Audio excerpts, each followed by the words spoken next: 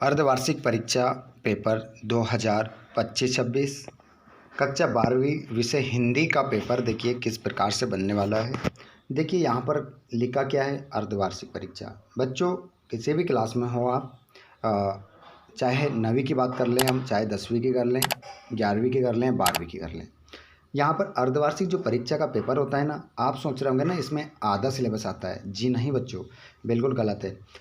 अर्धवार्षिक परीक्षा में भी आपका 100% सिलेबस आता है, पूरा पूरा आता है इसमें। तो आप लोगों ने अगर अभी तक भी कक्षा 12वीं की हिंदी विषय की तैयारी फुल नहीं की है तो फुल कर लो आप, क्योंकि यहाँ पर 80 नंबर का पेपर बनने वाला है, जिसको आपको 3 घंटे में हल करना है 80 नंबर के पेपर को। और अर्धवार्षिक परीक्षा में आपको अच्छे नंबर से उत्तीर्ण होना है ताकि आप प्री बोर्ड और वार्षिक परीक्षा में भी अच्छा कर सको। चलिए, तो यहाँ पर आप लोगों के लिए एक हिंदी का अर्धवार्षिक परीक्षा का पेपर लेकर आ चुके हैं, जिसका फुल सॉल्यूशन लेकर आ चुके हैं। आपके लिए पूरा सॉल्यूशन यहाँ पर मिलेगा। तो चलिए हम स्टार्ट करते हैं पहले क्वेश्चन से। बख्तिन कहाँ की रहने वाली थी? तो हाँसी, झांसी, झूसी, जजूसी। तो इसमें आपका करेक्ट आंसर हो जाएगा झूसी। झूसी आप करेक्ट आंसर लगाएंगे। बाजार दर्शन पाठ में लेखक के मित्र किसके साथ बाजार गए? तो बाजार दर्शन पाठ में लेखक के मित्र जो थे वो किसके साथ बाजार गए? तो इसमें आपका करेक्ट आंसर जो हो जाएगा वो हो जाएगा बच्चों अपनी पत्नी के साथ। पत्नी के साथ आपका आंसर हो जाएगा। उसके बाद में आप नेक्स्ट क्वेश्चन देखेंगे, लुट्टन सिंह पहलवान किस उम्र में अनाथ हो गया था? तो यहाँ पर हम बात करें लुट्टन सिंह पहलवान किस उम्र में अनाथ हो गया, तो यहाँ पर 5, 11, 7, 9। तो यहाँ पर आपका करेक्ट आंसर हो जाएगा 9 वर्ष की उम्र में क्या हो गया था? अनाथ हो गया था। उसके बाद में जाति प्रथा को किसका आधार नहीं बनाना चाहिए? तो जाति प्रथा को हमें किसका आधार नहीं बनाना चाहिए? समाज विभाजन, देश विभाजन, श्रम विभाजन, गृह विभाजन। तो इसमें आपका करेक्ट आंसर हो जाएगा श्रम विभाजन। कैमरे में बंद अपाइज पाठ के कवि का नाम है रघुवीर सहाय, फ्राक गोरखपुरी, कुंवर नारायण, आलोक धनवा। तो इसमें आपका करेक्ट आंसर रघुवीर सहाय हो जाएगा। उसके बाद देखेंगे महादेवी वर्मा को स्त्रियों का क्या करना अच्छा नहीं लगता था? तो यहाँ पर फैशन करना, सिर घुटाना, प्रेम विवाह करना, नृत्य करना। सिर घुटाना मतलब हम करवाते हैं ना, सिर से सारे बालों को हटा देना है ना, मतलब गंजी करवाना है ना, वो अच्छा नहीं लगता था। उसके बाद में हम रिक्त स्थान की पूर्ति यहाँ पर देखेंगे। सौंदलगेकर मास्टर पढ़ाने आते थे, मराठी या हिंदी? तो इसमें आपका जो करेक्ट आंसर होगा वो सौंदलगेकर जो मास्टर पढ़ाने आते थे वो मराठी भाषा पढ़ाने आते थे। रेडियो नाटक में नहीं होते, तो रेडियो नाटक में जो बच्चों नहीं होते वो क्या नहीं होते? दृश्य। दृश्य मतलब देखना। रेडियो में अगर नाटक आ रहा है तो उसे हम देख नहीं सकते, केवल क्या कर सकते हैं? सुन सकते हैं। वीर रस का स्थायी भाव क्या होता है बच्चों? तो वीर रस का जो स्थायी भाव होता है वो होता है आपका उत्साह। हिंदी साहित्य का प्रवेश द्वार को माना जाता है? तो हिंदी साहित्य का जो प्रवेश द्वार माना जाता है वो माना जाता है भारतेंदु युग को।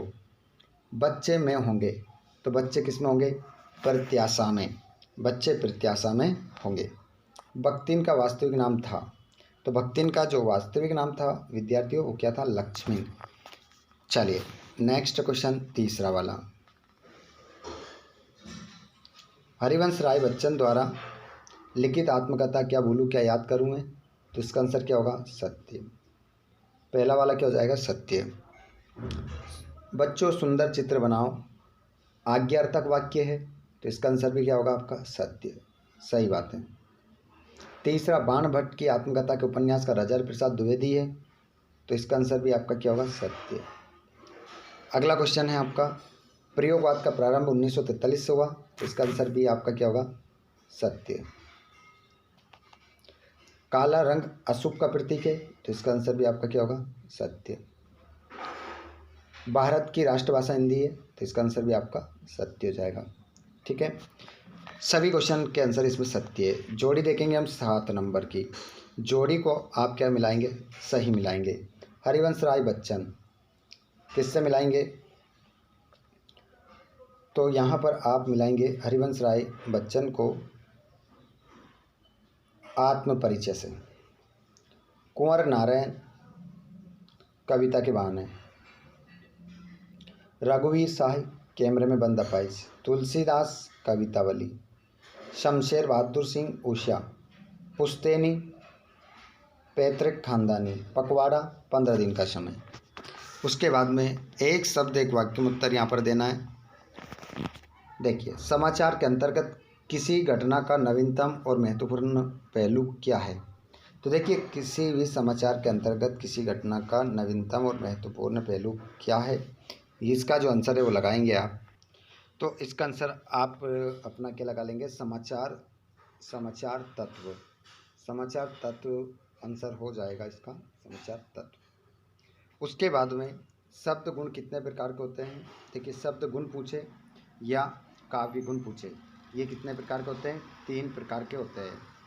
नाम आप सभी मुझे कमेंट बॉक्स में बताएंगे। शब्द गुण 3 प्रकार के होते हैं, ये आपने जान लिया है, और उनके नाम क्या है ये आप कमेंट बॉक्स में बताएंगे। नाम क्या है जल्दी से सभी विद्यार्थी कमेंट बॉक्स में लिख दें। उसके बाद में सूत्र रूप में कही गई बात को विस्तार से लिखना या समझाना क्या कहलाता है, तो बहाव पल्लवन, बहाव पल्लवन कहलाता है, बहाव पल्लवन। तुलसीदास जी ने रामचरितमानस की रचना किस भाषा में की, तो इसका आंसर आपका हो जाएगा अवधी भाषा में। उन्होंने अवधी भाषा में उसकी रचना की है। कवि ने अपने खेत में कौन सा बीज बोया, तो इसका आंसर हो जाएगा शब्द रूपी बीज, शब्द रूपी बीज बोया। चांद सिंह के गुरु का नाम क्या था, तो उसके जो गुरु का नाम था वो था बादल सिंह। चांद सिंह के गुरु का नाम था बादल सिंह। मोहनजोदड़ो नगर कितने हजार साल पुराना है, तो मोहनजोदड़ो नगर कितने हजार साल पुराना है, तो यहाँ पर आपका आंसर हो जाएगा 5000 साल पुराना। जितने भी दोस्त हमारे कक्षा 12वीं के इस क्लास को देख रहे हैं, आप सभी एक बार इस क्लास को अपने दोस्तों को शेयर ज़रूर कर दें, क्योंकि आपको ऑल सब्जेक्ट की यहाँ पर तैयारी करवाई जा रही है। ठीक है, बहुत ही शानदार यहाँ पर आपकी तैयारी आपको करवाई जाती है। जैसे आप जानते हैं, त्रैमासिक परीक्षा, अर्धवार्षिक, प्री बोर्ड, वार्षिक, सभी परीक्षाओं की यहाँ पर आपकी बहुत ही शानदार तैयारी आपको करने को मिलती है। और आप चाहते हैं कि आने वाले वीडियोस भी आपको मिलते रहें, तो चैनल को सब्सक्राइब जरूर कर लीजिएगा। अब मैं आपको बता देता हूँ, कवि के अनुसार संसार में किस व्यक्ति का महत्व अधिक होता है, और कवि के अनुसार कवि मन और बच्चे में क्या अंतर है। दूरदर्शन वाले दूरदर्शन पर क्या बोलेंगे, कविता के आधार पर उत्तर दीजिए।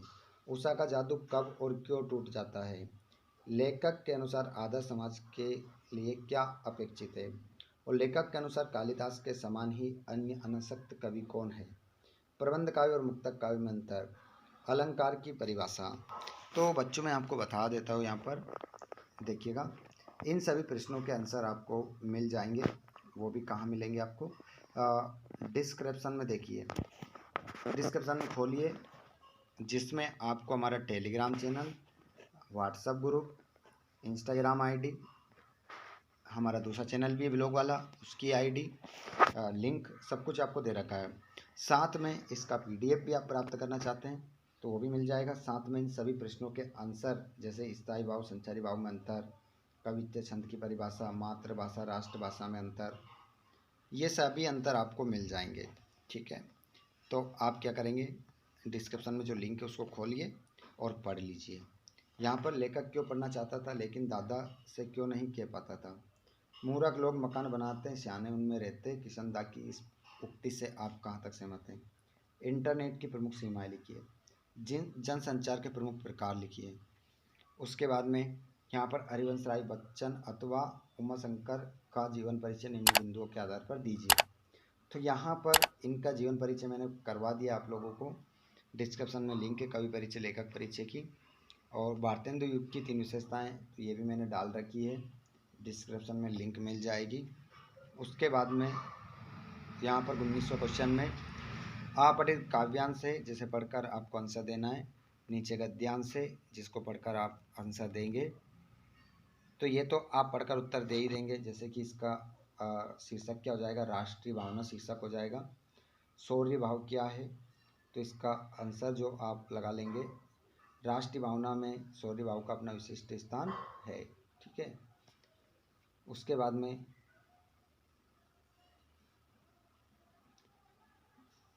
जिसके बाद में उपर्युक्त गद्यांश का सारांश लिखिए। तो एक लाइन ये लिखिए, उसके बाद में दूसरी लाइन यहाँ से लिखिए और उसके बाद आप यहाँ से लेके यहाँ तक लिख दीजिएगा। ये आपका सारांश हो जाएगा। ठीक है। उसके बाद में क्वेश्चन नंबर 20 में संदर्भ प्रश्न करना है, जो कि लिंक मैंने डिस्क्रिप्शन में दे रखी है इसकी, आप जाइएगा वहाँ पर देख लीजिएगा। और यहाँ पर क्वेश्चन नंबर 21 में आप देखेंगे क्या, संदर्भ प्रश्न, ये भी मैंने करवा दिया है आपको। साथ में क्वेश्चन नंबर 22, उत्तर पुस्तिका की पुनर्गणना हेतु सचिव माध्यमिक शिक्षा मंडल मध्य प्रदेश भोपाल को एक आवेदन पत्र लिखिए।